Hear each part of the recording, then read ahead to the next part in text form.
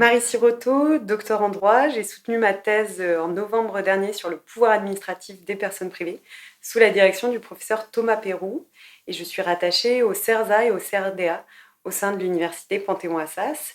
J'ai été récemment qualifiée aux fonctions de maître de conférence par la section 2 du CNU. La thèse que j'ai soutenue repose sur l'idée que certaines personnes morales de droit privé ont un pouvoir administratif, c'est-à-dire la capacité de prendre des actes juridiques en vue de réaliser une fonction de police administrative spéciale.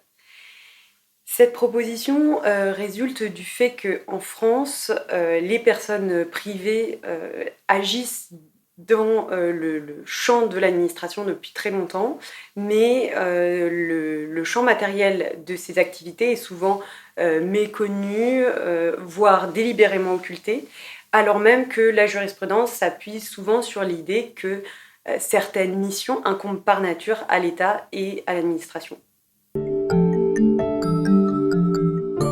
J'ai commencé par relever, sélectionner un certain nombre d'études de cas en découvrant que certaines situations de droit positif étaient assez insatisfaisantes, posaient des difficultés de fonctionnement, soit parce qu'elles avaient nourri du contentieux, soit parce qu'elles étaient débattues par la doctrine. Et donc j'ai sélectionné certains exemples.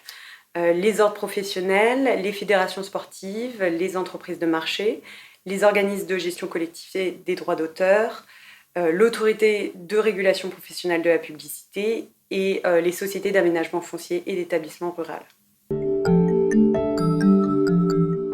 Cette thèse analyse le fonctionnement des personnes privées à pouvoir administratif qui sont des organismes privés hybrides. En fait, leur fonctionnement, leur modalité de gouvernance, leur financement est souvent privé. D'ailleurs, ils ont un objet social, ce sont des opérateurs économiques. Mais en même temps, ils ont des missions d'intérêt général et notamment des fonctions de police spéciale, ce que je qualifie de police spéciale, puisqu'ils ont un pouvoir disciplinaire, un pouvoir d'autorisation préalable, un pouvoir de sanction qui finalement porte atteinte aux libertés fondamentales des autres opérateurs économiques et des tiers sur lesquels s'exerce ce pouvoir. Donc ce fonctionnement hybride, je l'ai analysé, j'ai vu qu'il était susceptible de placer ces personnes privées dans une situation de conflit d'intérêts parce que le statut et les missions s'adaptent assez mal l'une à l'autre. Alors, deux apports principaux. D'abord, la thèse a eu pour objet de démontrer l'existence de dysfonctionnements assez systémiques autour de ces personnes privées. Et en effet, j'ai pu observer la carence du contrôle administratif, voire l'absence parfois de contrôle administratif, mais aussi la méconnaissance des effets anticoncurrentiels de ces personnes privées qui ont quand même un avantage sur le marché par rapport à d'autres opérateurs économiques. Et puis l'autre apport, c'est de proposer d'importer un régime juridique pour encadrer finalement le fonctionnement de ce pouvoir administratif. La thèse a eu pour objet de proposer de limiter et d'encadrer le pouvoir administratif, d'abord en s'appuyant sur les grands principes de droit administratif qui pouvaient être importés, utilisés. Donc j'ai vraiment utilisé une méthode de droit comparé entre le droit civil, le droit économique et le droit administratif. Et sur les grands principes de droit administratif qui peuvent être utilisés, il y a notamment la motivation des décisions, les règles de transparence, de déontologie, également un certain nombre de grands principes comme l'égalité de traitement, la non-discrimination, le fonctionnement du service public. Après, certains autres principes de droit administratif étaient moins bien adaptés à ces organismes privés. Et par exemple, le principe de neutralité me semblait moins adéquat parce qu'il est un peu trop attentatoire finalement aux droits fondamentaux des agents de ces organismes privés. Ensuite, j'ai réfléchi également aux transcriptions dans le contentieux qui pouvaient être possibles en étudiant avec cette méthode de droit comparé interne.